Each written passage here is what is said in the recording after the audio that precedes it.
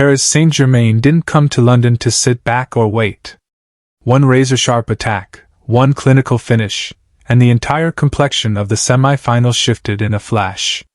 Arsenal, riding high after their triumph over Real Madrid, suddenly found themselves chasing the game, up against a side playing with absolute composure.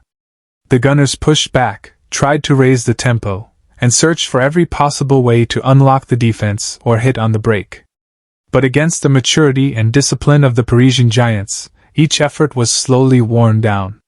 The match ended not with a flurry of goals or thrilling end-to-end drama, but with a heavy, lingering weight, etched on the faces of Mikel Arteta and his players. No probing, no waiting.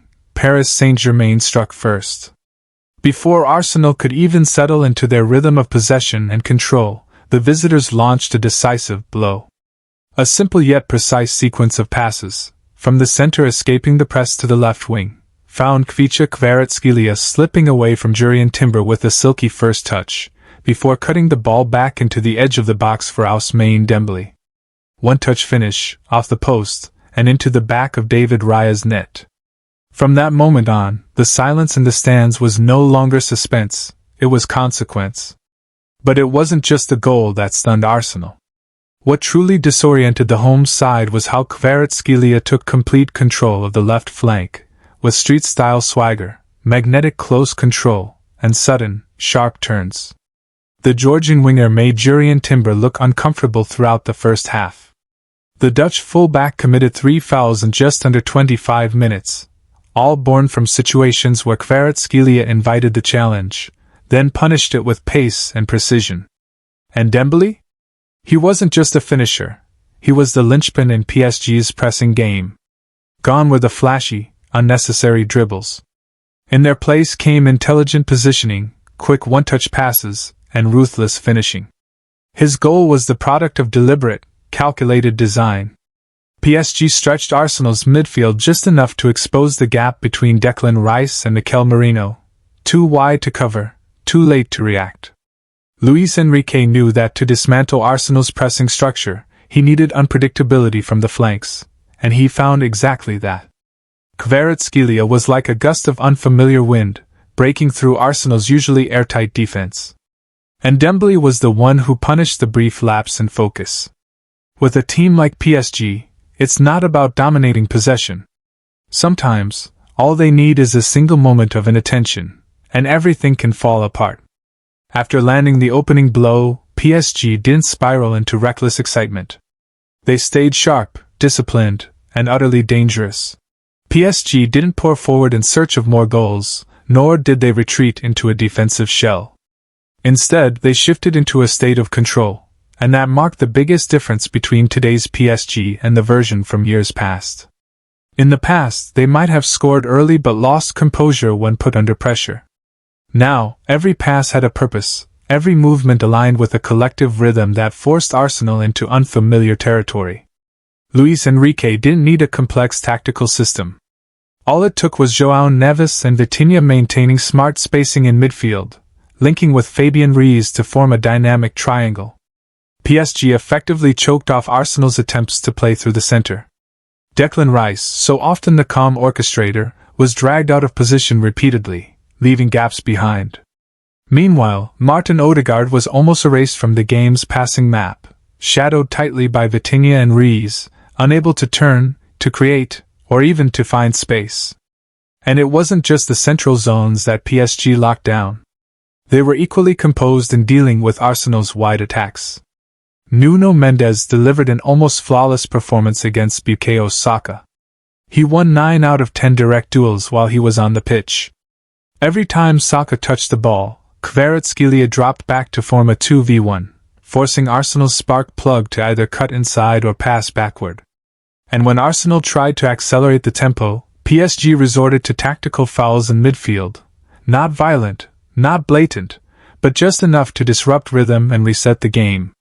Every time the ball reached an Arsenal attacker, a PSG shadow was right there, disrupting flow, draining momentum. That subtle edge began to frustrate players like Leandro Trossard and Kai Havertz, who rushed passes, miscontrolled, and handed PSG golden chances on the break. And let's not forget, This is the same PSG that was beaten by Arsenal in the group stage. In a game where Luis Enrique's system was suffocated by pressing, PSG didn't repeat past mistakes in this rematch.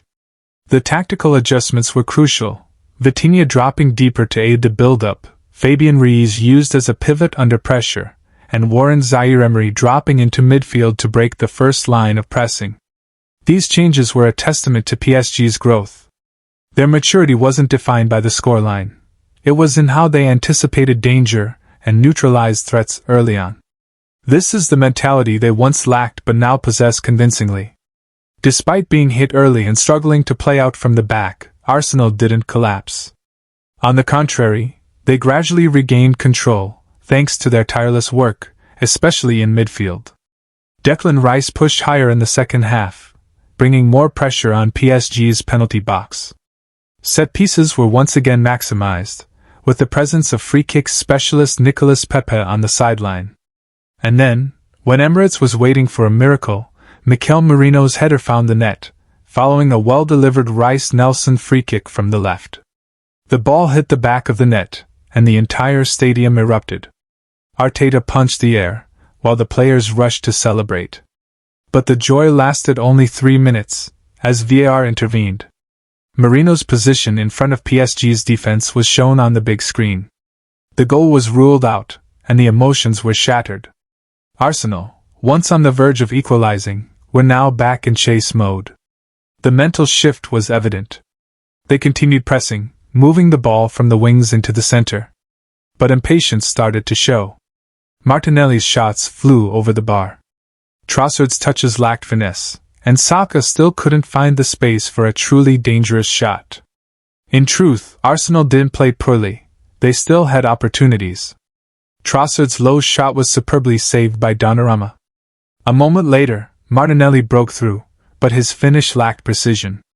In big games, these moments are often the deciding factor, and if you don't capitalize on them, the harsh reality of the Champions League won't let you forget. It's also important to note that PSG didn't defend in a negative, numbers-heavy manner. They only dropped deeper in the last 10 minutes after assessing that Arsenal had lost the composure needed to launch organized attacks.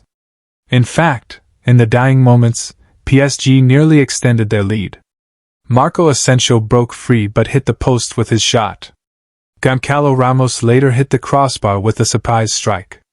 A loss isn't the end for Arsenal. The first leg defeat didn't feel like a collapse, but rather a heavy weight, because they understood that going to Parc des Princes without any advantage was one of their toughest tasks of the season. In theory, everything is still within reach. Arsenal had already knocked out Real Madrid with explosive performances across both legs.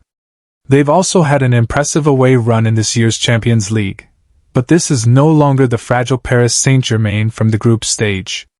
The team they are about to face in Paris is an upgraded version, deeper, sharper, and far more dangerous.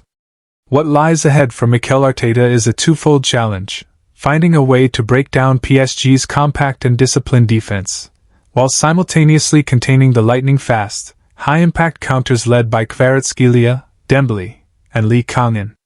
The biggest test isn't tactical, it's psychological. How do you push your lines higher without being punished on the break? How do you maintain composure as the clock ticks and the scoreline remains frozen? And more importantly, who can step up? This is no longer the steely Real Madrid of La Liga they once overcame. Arsenal's own defensive structure is starting to show signs of strain. And in midfield, they lack a player capable of threading those line-breaking passes with the same clarity and risk as Vitinha does for PSG. History, too, doesn't favor Arsenal. In their last 8 Champions League ties where they trailed after the first leg, they've only managed to come back once. PSG, on the other hand, have mastered the art of second-leg pragmatism, especially when returning home with an advantage. They know how to slow the tempo, how to manipulate time, and more than anything, they possess an attack capable of punishing even the slightest lapse. Paris don't need fireworks. They don't need goals in bunches. They just need a moment, and from there, they can strangle a match's rhythm with the poise of a side that has stumbled in the past but no longer plays with innocence. Under Luis Enrique, PSG is no longer a collection of superstars. They're a system, one that knows when to press, when to sit deep, and when to kill the emotional flow of the opposition. The advantage lies with Paris. But the door hasn't closed on Arsenal, not yet. There are still 90 minutes left in Paris. And if football history teaches us anything, it's this: a team with desire sometimes only needs one night to rewrite an entire season.